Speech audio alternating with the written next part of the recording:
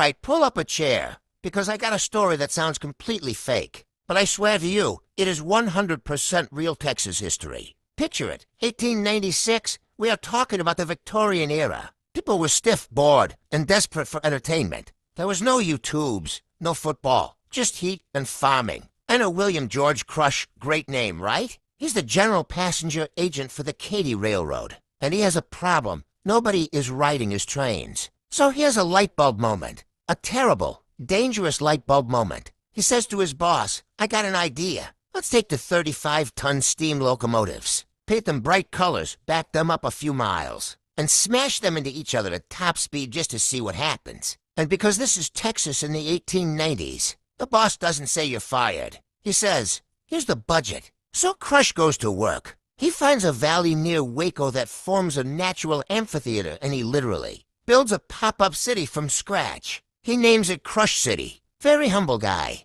He drills water wells, puts up a massive circus tent, and builds a restaurant counter that is 2,000 feet long. He even hires a sheriff and builds a wooden jail for the day. Because when you mix 40,000 Texans in cheap whiskey, you're gonna need a jail. He markets this thing like the Super Bowl. He paints one train bright green, and numbers at 999. He paints the other one bright red, and numbers at 1001.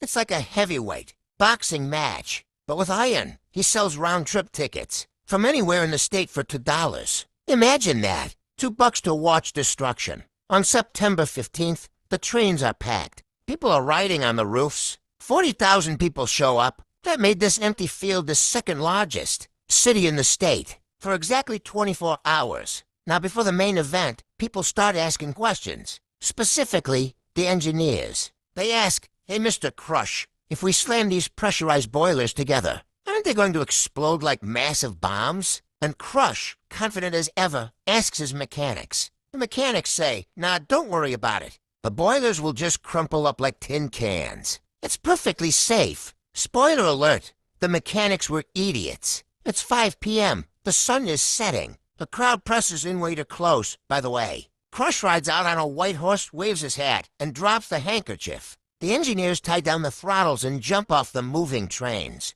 The crowd goes dead silent. You can hear the chugging getting faster and louder. 40 miles an hour, 45, 50, and then, bam, the trains hit with so much force. They both rose up into the air. But they didn't just crumple. The boilers ruptured immediately. Kaboom, we are talking about a massive explosion. That sent shrapnel, chains, and iron bolts flying into the crowd like a shotgun blast. A smokestack the size of a telephone pole went flying through the air.